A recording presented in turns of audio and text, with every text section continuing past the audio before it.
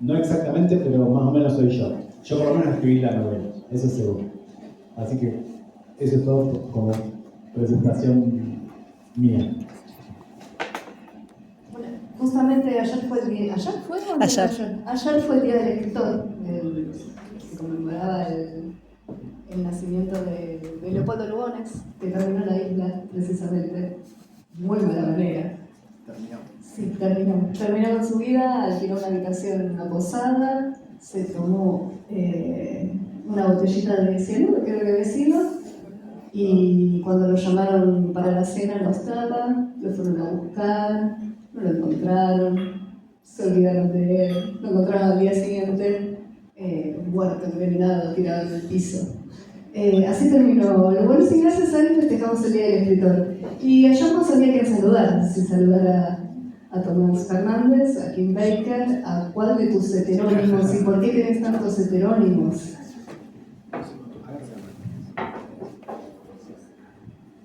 Ustedes seguramente saben que la figura clásica de los heterónimos es Fernando Pessoa, que tenía unos cuantos, cada uno tenía una mini biografía y todos escribían de manera un poco diferente. Y a mí me pasó lo mismo. Primero, Tomás Fernández me parece un muy buen nombre, pero yo no sé si compraría un libro firmado por Tomás Fernández. Y digo, capaz que por Kim Baker sí. Eso para empezar. Podría haber tenido un seudónimo, pero ¿qué me pasaba con los seudónimos? Esto mismo, que yo los empiezo a ver como figuras un poco separadas de mí. Entonces Kim Baker puede escribir género policial, pero con cierta sensibilidad más cercana, otro es más brutal.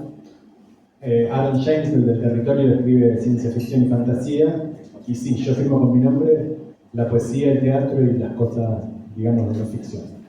Pero ese conjunto me ayuda como a mantener provincias separadas, que me parece que vale la pena estar separado, y también a no caer, no digo caer porque hay gente que lo defiende con mucha altura, pero yo no creo mucho en eso de un estilo reconocible de un autor empírico. Como yo, Tomás Fernández, escribo de manera que todo el mundo sabe cuando me lee que soy yo. Yo apuesto más bien a escribir de manera variada, en la medida en que puedo, y creo que los heterónimos ayudan un poco a subrayar eso. Sin embargo, en Imaginando un río tenemos muchas voces, porque es una novela coral, escrita a muchas voces.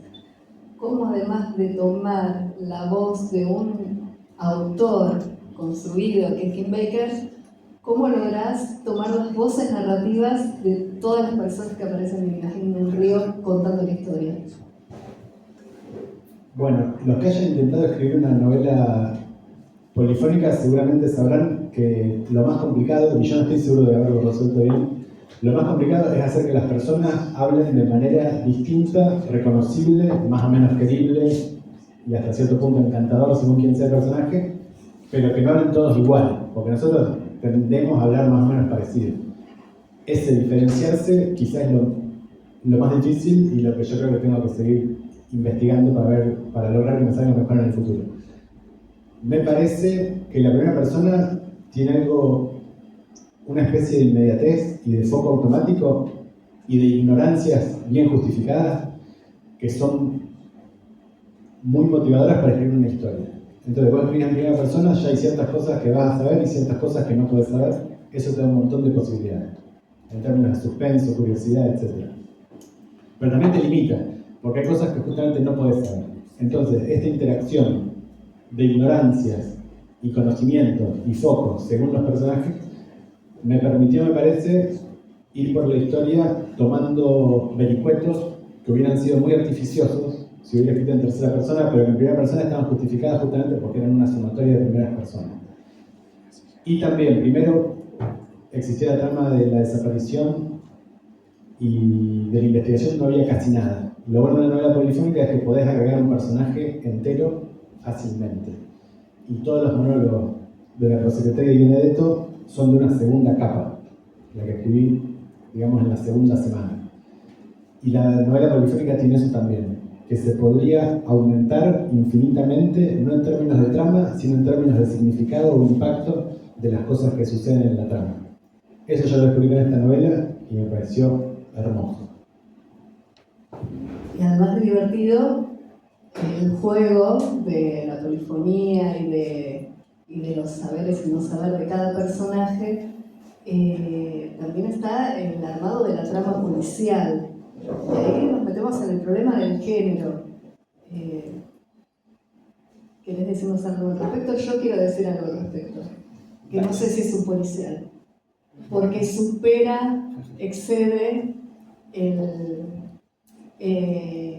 el asunto de descubrir un caso, ¿no? No es una novela de chica desaparece, el comisario Matahuesos junto a la secretaria de Benedetto investigan. No es sencillamente eso. No es sencillamente ver quiénes son los culpables, quiénes son los sospechosos. Va mucho más allá, y aparte del género policial, también hay algo del género de lo fantástico que se entrecruza. Sí, estoy de acuerdo con vos. No tanto quizá en términos de que va más allá, sino de que frustraría probablemente a un lector típico de policiales. Yo también soy un lector de policiales y amo la cultura pop, los libros superficiales policiales, los consumo y los devoro y me encantan, y las series igual. No creo que la gran literatura sea mejor que esa literatura, ni que la literatura de entretenimiento, digamos, valga menos.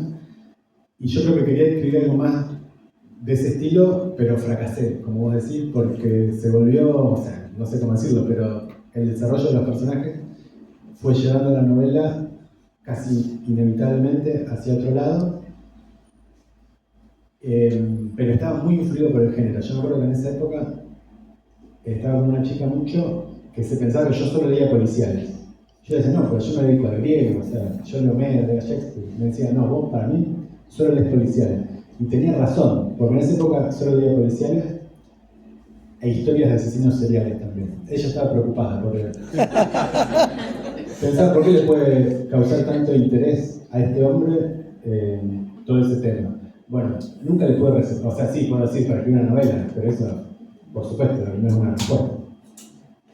Sí, yo creo que hay gente que define la adicción a un género en términos de termina el libro aunque sea un libro malo.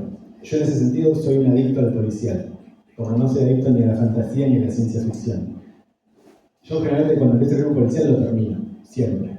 Tiene algo que me parece no solo atrapante, sino precisamente adictivo. Y entonces leí un montón de historias, y en la época en que yo escribí este libro estaba muy de moda. ¿Se acuerdan de esa película que ahora no me acuerdo cómo la trabajaron en castellano? Gone Girl. Perdida.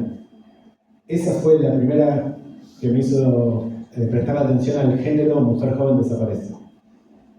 Y compré el libro también. Creo que la novela no tan bien funciona como la película. La película me pareció buenísima. Caí en la trampa de la película, que era un poco la gracia. Y La chica en el tren. Era la otra que también leí.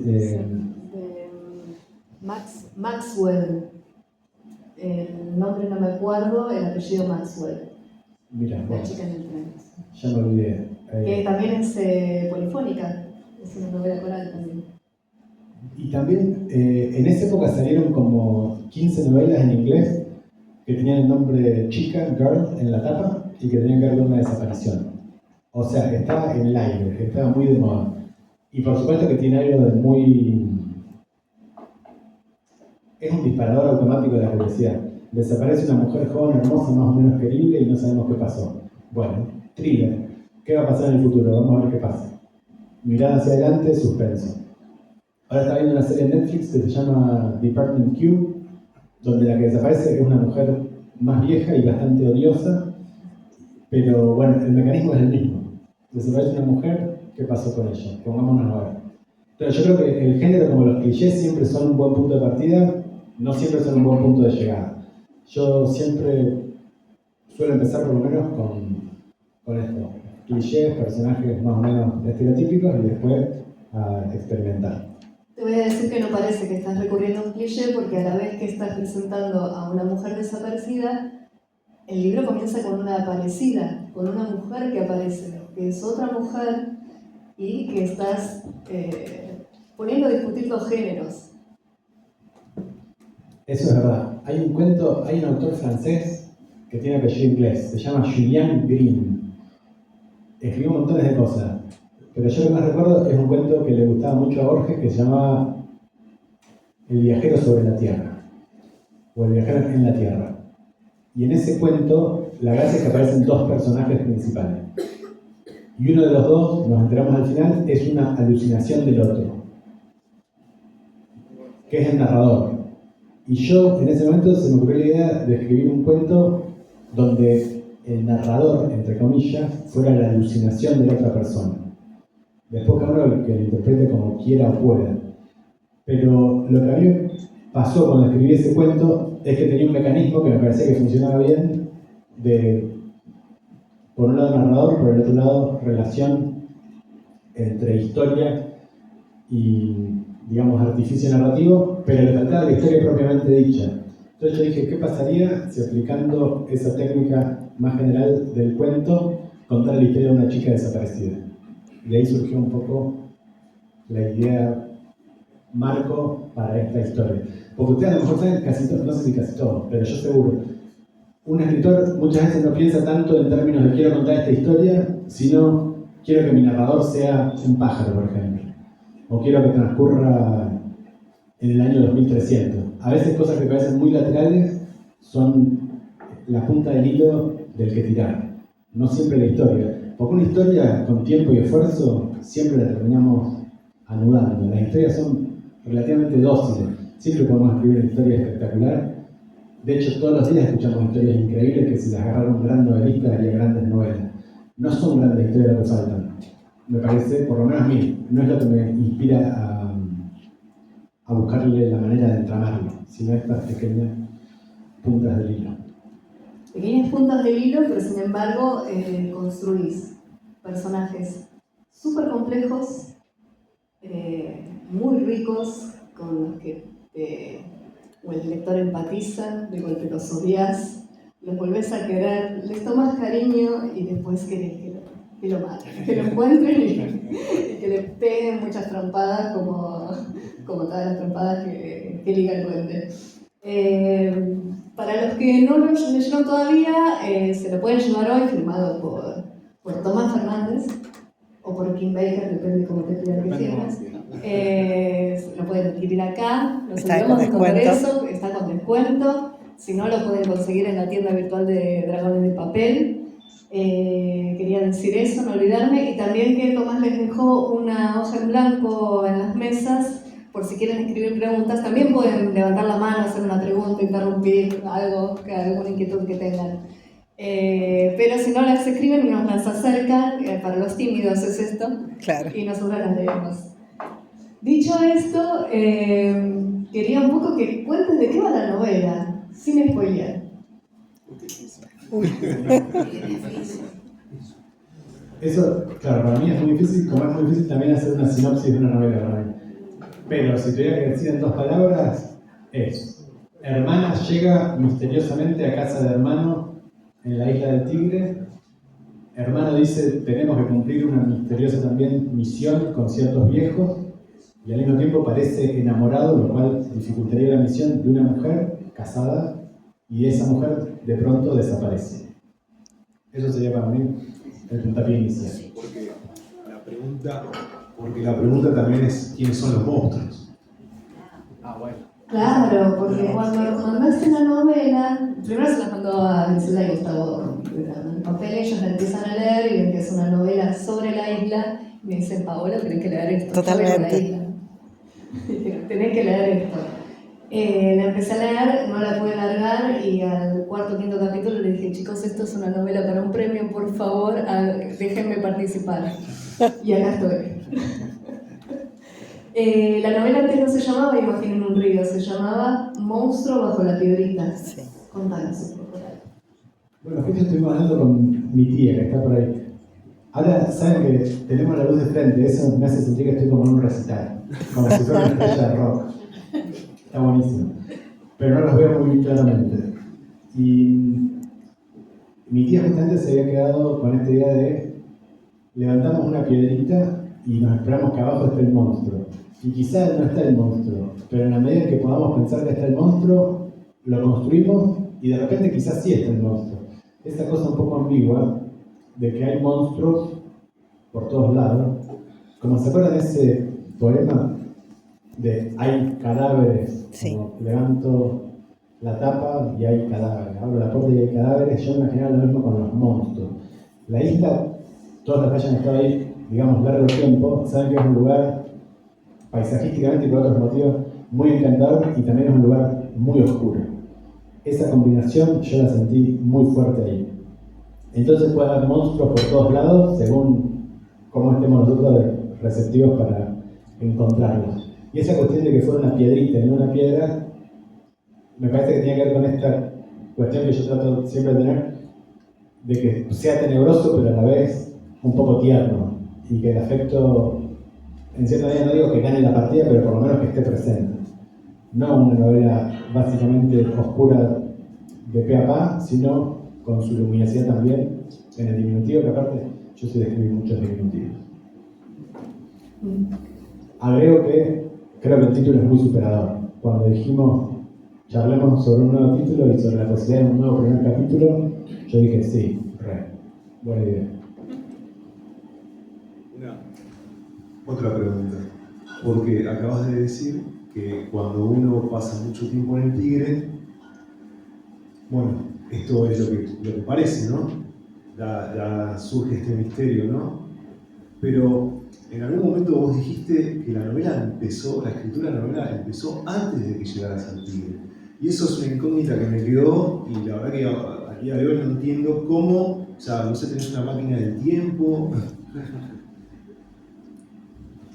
Yo tengo un gran amigo que conocí cuando estaba haciendo mi doctorado.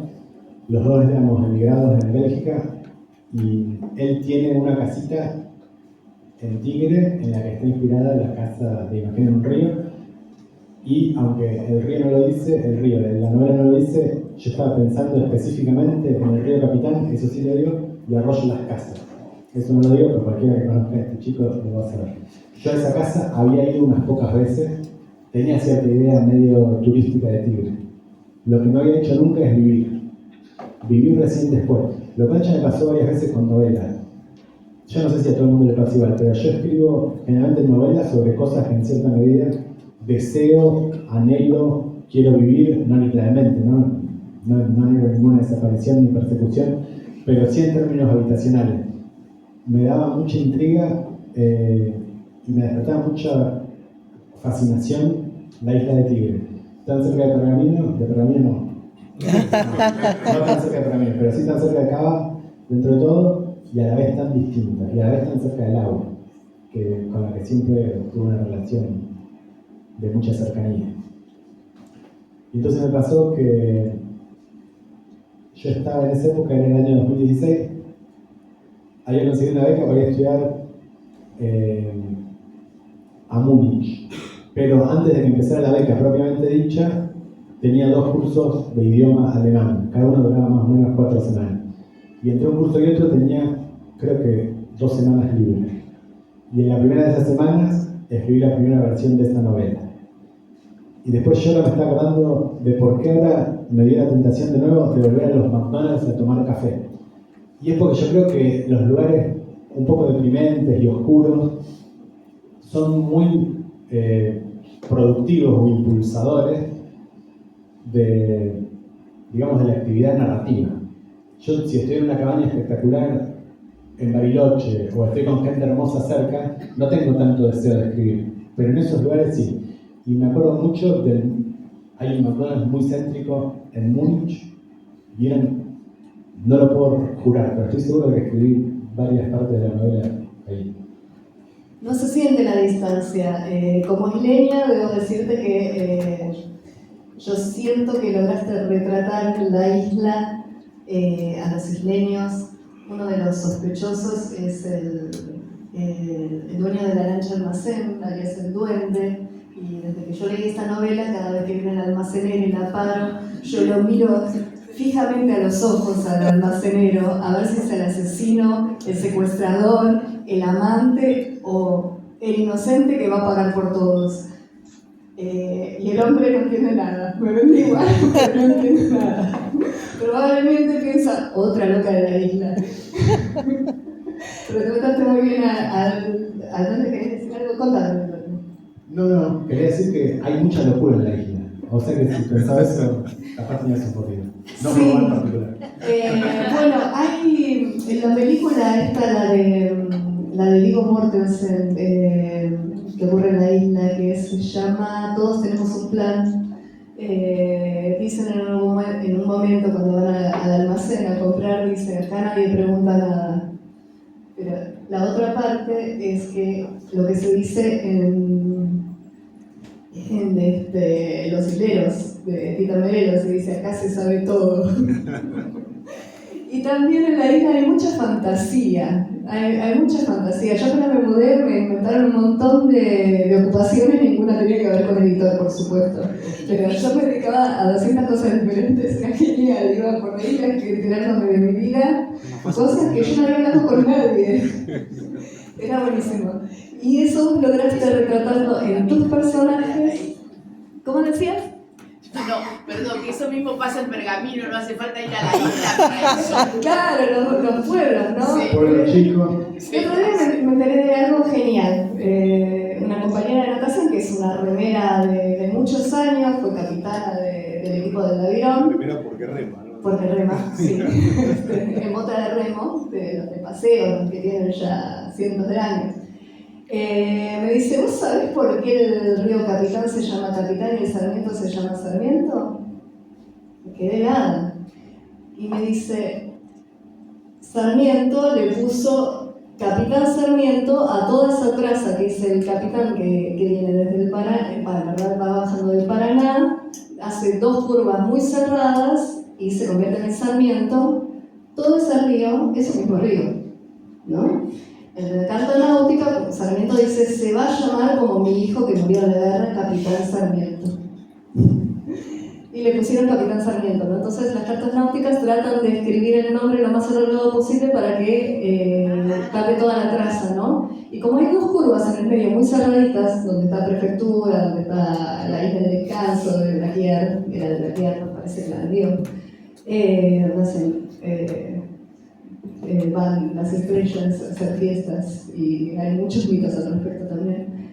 Bueno, y como quedó dividido, una parte Capitán, la otra Sarmiento, y así quedó, ¿no? Y los isleños hacen esas cosas, de cambiar el nombre de las cosas, inventarle historias a los lugareños. Por ejemplo, ahora, hace poco se cumplieron los 100 años de Haroldo Conti, el autor de Sudeste, una gran novela de la isla, y los hippies que viven por ahí, en el arroyo Lever, no en el